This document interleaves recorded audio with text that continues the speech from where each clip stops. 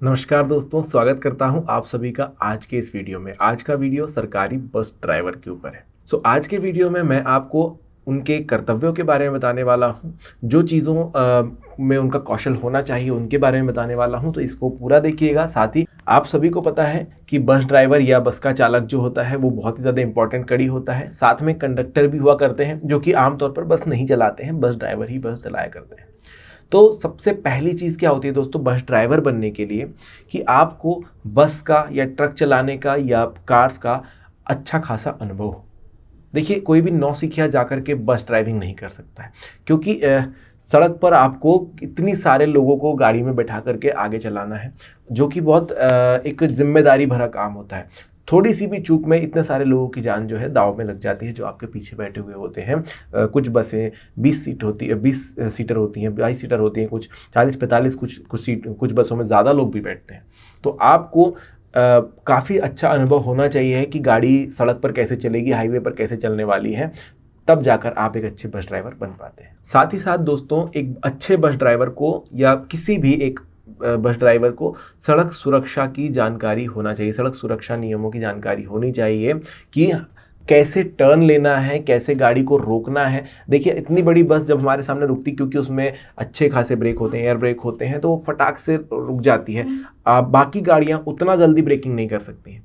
तो एक अच्छे बस ड्राइवर को ये जानकारी होनी चाहिए कि जो उसकी गाड़ी है वो कैसे ब्रेक लगती है, तो कैसे उसे रोका जाए, पीछे वालों को कैसे संकेत दिया जाए कि अभी मैं रुक रहा हूँ, अगर मैं टर्न ले रहा हूँ, अगर मैं लेफ़्ट टर्न ले रहा हूँ, राइट टर्न ले रहा हूँ, उसके बारे में बस ड्राइवर को अच्छी खासी जानकारी हो।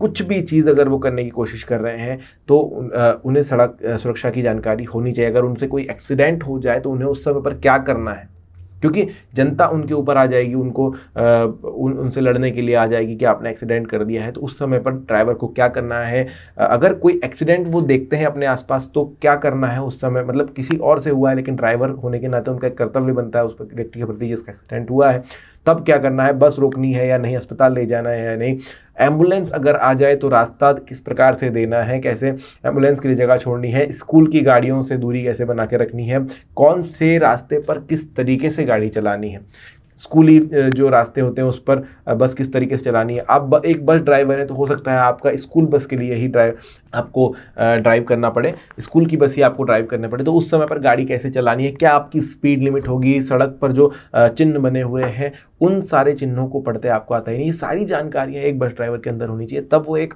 अच्छे तरीके से बस चला पाता है। छोटी गाड़ियाँ, कार हम लोग आमतौर पर जो चलाते हैं उनमें अगर आप आधी चीज़ें मिस कर भी देते हैं दोस्तों, तो भी मैं ये नहीं कहूँगा कि मिस करनी चाहिए, लेकिन अगर कर भी दें तो भी चल जाता है, क्योंकि वो छोटा सा वाहन होता है, टू व्हीलर है, छोटा सा वाहन है। लेकिन जब बड़ी गाड़ी की बात आती है, एक बस की आती है, तो वहाँ पर वो क्योंकि पूरा रोड पर उनका स्ट्रक्चर होता है, तो उसको बहुत ही संभल कर चलाना होता है, ताकि आजू बाजू या किसी को भी उस बड़ी गाड़ी से परेशानी ना हो।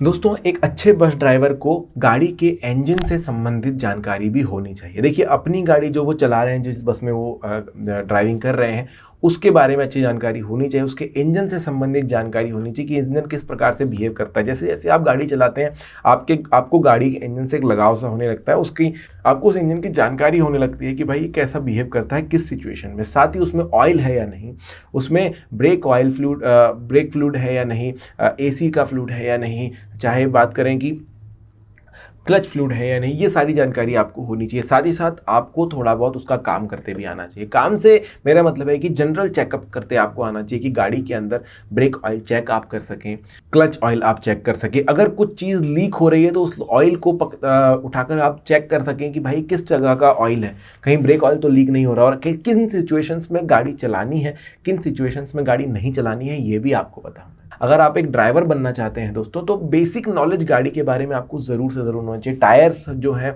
उनमें कितनी हवा होती है, अगर कम है तो कैसे करना है, अगर पंचर वो हो जाती है तो उसको बदलने के लिए क्या क्या इक्विपमेंट्स लगते हैं और कैसे बदला जाता है, कंडक्टर के साथ मिलकर आपको ही वो चीज़ बदलनी होगी। तो ये नॉलेज भी आपको होना चाहिए।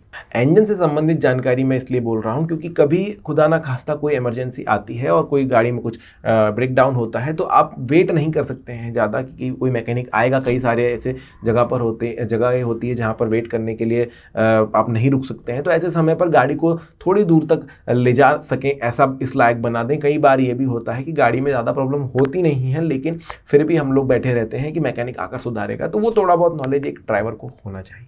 जैसा कि मैंने कहा कि पंक्चर होने की सिचुएशन में आपको टायर रिप्लेस करना आना चाहिए। बिल्कुल बेशक आपके लिए वहाँ पर सपोर्ट के लिए कंडक्टर होते हैं, लेकिन वो अकेला बंदा वो सब कुछ नहीं कर सकता है, तो साथ में मिल करके आप जो है टायर रिप्लेसमेंट का काम कर सकें। अगर कुछ प्रॉब्लम होती है तो आप अपनी जो है सभी लोग जो यात्री हैं उनको सुरक्षित महसूस करवा सकें, कम से कम आपको ये तरीके आने चाहिए। क्योंकि आप ड्राइवर हैं, आपका जो है आना जाना चलता रहता है, लेकिन बाकी बहुत सारे जो ऐसे यात्री होते हैं जो ज़्यादा सफ़र नहीं करते हैं, जो पैनिक हो जाते हैं छोटे से इमरजेंसी सिचुएशन में, तो ये समय आपको उन्हें हैंडल करना आना चाहिए।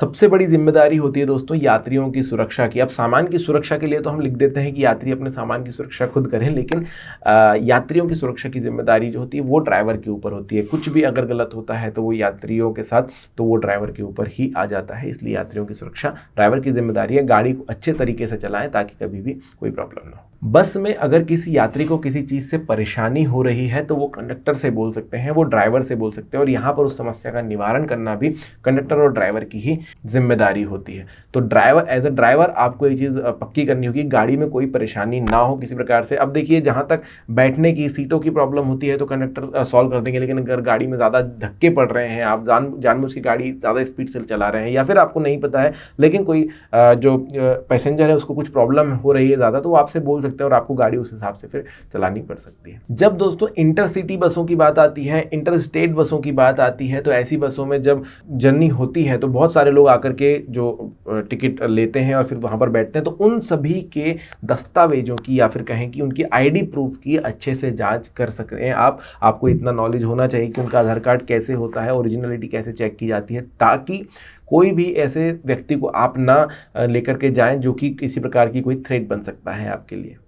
तो ड्राइवर की ये जिम्मेदारी होती है कि बस में बैठने वाले हर एक यात्री की वो अच्छे से जांच करे, उनके आईडी की अच्छे से जांच करें। हालांकि स्टेशंस पर जो कंपनी होती है, बस कंपनीज होती हैं, वो खुद ही वो सब चीज़ें चेक करती हैं, लेकिन ड्राइवर की भी ये जिम्मेदारी होती है कि जितने लोग अंदर बैठे उनके बारे में उसको अच्छा खासा नॉलेज हो। इमरजेंसी के समय में यात्रियों की सुरक्षा कर सकें, उनकी सहायता कर सके, इस लायक एक ड्राइवर होना चाहिए। अब क्या क्या चीज़ें हैं? पहली बात तो दोस्तों कंडक्टर भी जो है वो भी गाड़ी के अंदर मौजूद है और ड्राइवर की भी गाड़ी के अंदर मौजूद है, लेकिन दोनों को ही सारे काम आने चाहिए, जैसे कि इमरजेंसी ग्लास को तोड़ना आना चाहिए, इमरजेंसी हैमर जो होता है उससे।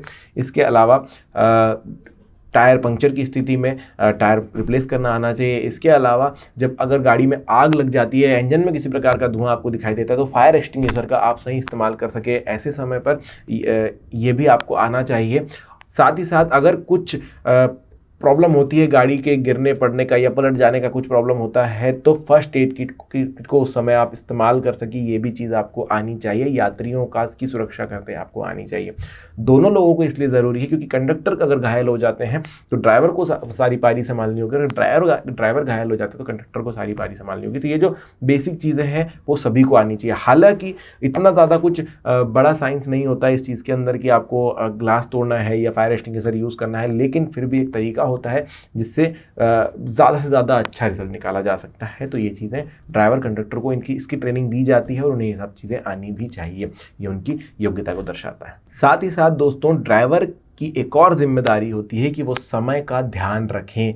दोस्तों समय पर गाड़ी अपने गंतव्य पर पहुंच सके, इसका सबसे बड़ा जिम्मा ड्राइवर के ऊपर होता है। आपने बहुत सारे ड्राइवर्स देखे होंगे, कुछ रश ड्राइविंग करते हैं, बहुत गंदे तरीके से गाड़ी चलाते हैं, कुछ बहुत प्यार से गाड़ी चलाते हैं, लेकिन जो समय है उसको जो कवर अप करता है वो सही ही कहलाता है इन टाइम पे, क्योंकि बहुत सारे यात्री होते हैं जिनको कंफर्ट चाहिए होता है और बहुत सारे यात्री होते हैं जिनको टाइम पर पहुंचना ज़रूरी होता है। तो ऐसा ड्राइवर सबसे अच्छा होता है जो गाड़ी भी अच्छे से चलाए, रश ड्राइविंग भी ना करें, उसके बावजूद भी गंतव्य स्थान पर सही समय पर पहुंचे। अब आप बोलेंगे ऐसा कैसे हो सकता है, तेज़ चलाना पड़ेगा। तो मैं आपको बता दूं कि जितने भी टाइमिंग्स ये डिसाइड होती हैं, ये सारी की सारी इस हिसाब से डिसाइड होती है कि गाड़ी अपने एक एवरेज स्पीड से चल रही है। यहाँ पर कुछ एक्स्ट्रा स्पीड की ज़रूरत पड़ती नहीं है। अगर ड्राइवर ज़्यादा हॉल्टिंग कर रहा है या फिर गाड़ी लेट छूट रही है, ज़्यादा लोगों को पैसेंजर्स को भरा जा रहा है, एक्स्ट्रा पैसेंजर को लिया जा रहा है, तो ये चीज़ होती है कि भाई टाइम जो है लेट हो रहा है। बाकी सरकारी बसें आप देखेंगे, सिटी बसें, वो अपने टाइम से 1-2 मिनट ही लेट होती है मैक्सिमम, उससे ज़्यादा लेट नहीं होती हैं। तो ये ड्राइवर की जिम्मेदारी कि किस तरीके से गाड़ी चला रहे हैं।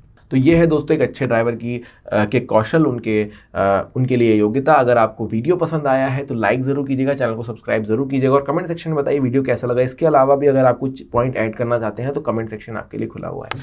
आज की वीडियो में इतना ही, धन्यवाद।